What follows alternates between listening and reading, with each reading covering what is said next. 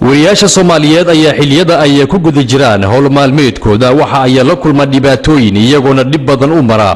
sidii ay u soo gudbin lahaayeen dhacdooyinka ka jira gudaha dalka Soomaaliya. Haddaba maanta maxaa dhex maray ilaaladii kaaliyaha xogayaha arrimaha dibadda ee dalka Mareykanka u qaabilsan Afrika Linda Thomas iyo wariyaasha ka howlgala gudaha caasimadda Soomaaliya ee Muqdisho. Ilaaladii la socotay Linda Thomas ayaa warbaahinta ku amray in ay wateen ay baaritaano ay ku sameeyaan qalabka kala gedisan ay adeegsadaan warbaahintii lagu marti qaaday aynay kulankii ay Mrs Linda Thomas ay la lahayd madaxweyne Xasan Sheekh Maxmuud iyo afyeenka baarlamaanka Professor Jawaari. Halkani waa garoonka Aadan Cabdulle Cismaan ee magaalada Muqdisho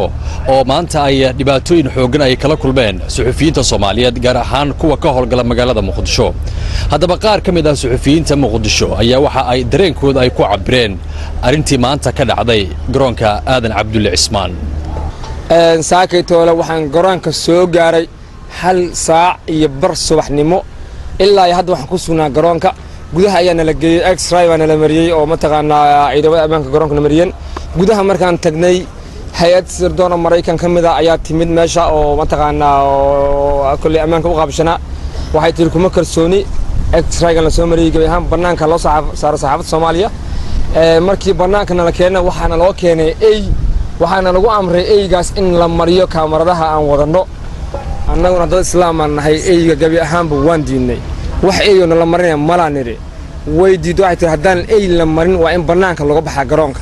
marka annagoo kulli dad islaam aan nahay raali kamani eyna la mariyo waan iska soo baxnay garoon waxay tir laga saaray nimankan garoonka eyga diideen marka baarlamaanka Soomaaliya iyo xukuumaddu haday eyga raali ka yihiin ha ku daraan dastuurka oo hal yiraahdo wuxuu kamid yahay dastuurka qaata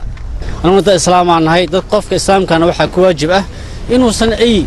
una baari karin marka waxa way asaas aan shaqada maanta ku joojinay